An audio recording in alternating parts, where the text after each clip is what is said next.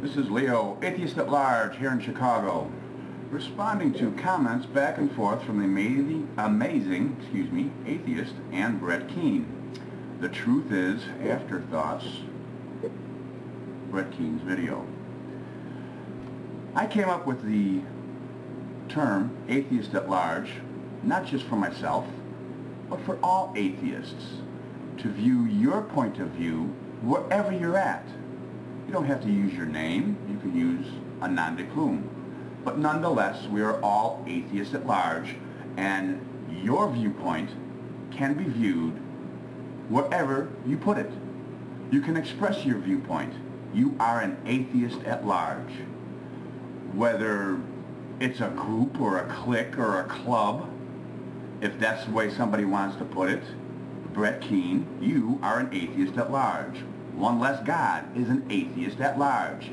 We are out there, period.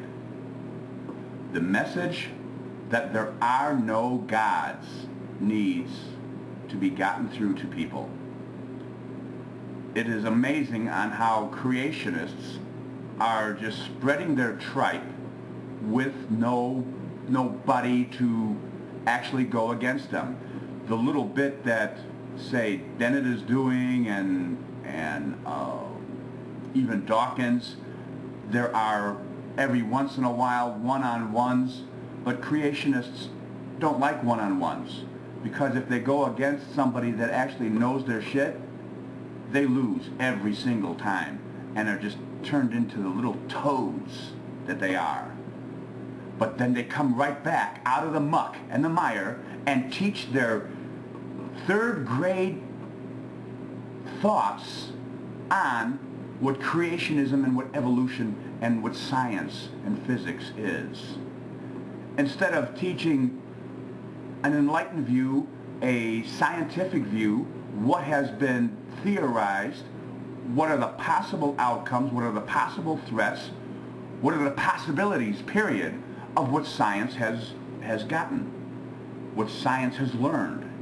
They just totally throw that stuff in a trash can and think the world is 6,000 years old. You, Brett, and everybody watching this vid and everybody watching your vid that is an atheist at large. I ask you to act that way. Whatever is in your mind, and that you have a clear, concise way of being able to bring that to the table, do so. I made a tape not too long ago about Dennis Prager and a little problem that I had with him, and that I thought that he was censoring atheists from joining his talk show. Some asked, no, prove it. How can you prove that? Well, if you, the atheist at large, calls up his show and says, you're, Max, atheist at large in Cleveland, or Bonnie, atheist at large in Texas, and want to comment on one of his points, whatever that point is that he's talking about, and you have to be specific to the topic that he's talking about, otherwise you won't get on. Learn the parameters of his show and do this. Then we may be able to prove censorship if he censors all the atheists at large.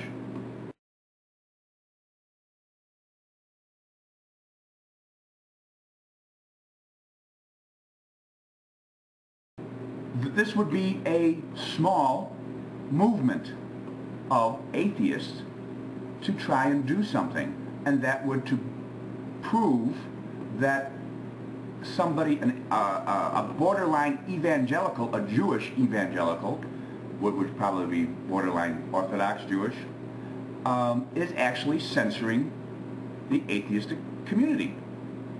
He definitely has a negative viewpoint of us atheists. You can tell it in his voice.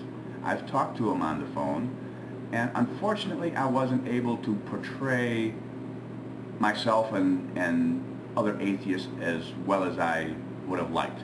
The tape of that is on one of his shows. I'll have to dig it up. If somebody asks me, requests for the link, I'll give it to them. I'll have to dig it up though. So a movement a so-called movement has already been started. It's started in all of our minds, all of the minds of atheists that want to do something about creationism, what's behind it,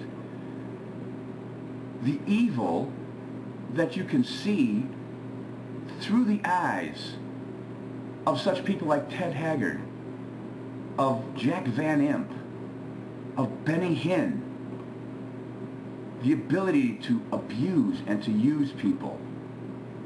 Atheists truly want to do something about this, and for the most part, we're powerless. But again, you are an atheist at large. If you just use that term and call into whatever call show, call into Hannity and Combs, call into whoever, you show a united front without us having a united construct. The only thing that we are is against gods and the proliferation of trying to spread the filth that is religion. And yes, I say filth, because the overwhelming negativity of the brainwashing effects of a religion way outdoes the common good that these religions do. The virus of the mind that is religious is a horrific thought to me. And people say that I am so cast in stone, my ideas, and unwavering. It needs a chisel to chisel through the stone that I have of my thought. If you have the power and if you have the chisel to break through my stone and my ideas, then so be it. But there are no gods that have chisels that can break through this stone, because they are all pre-existed by all that they know and all that they are, and thus negates their godhood. This is Leo, Atheist at Large, here in Chicago, signing off once again.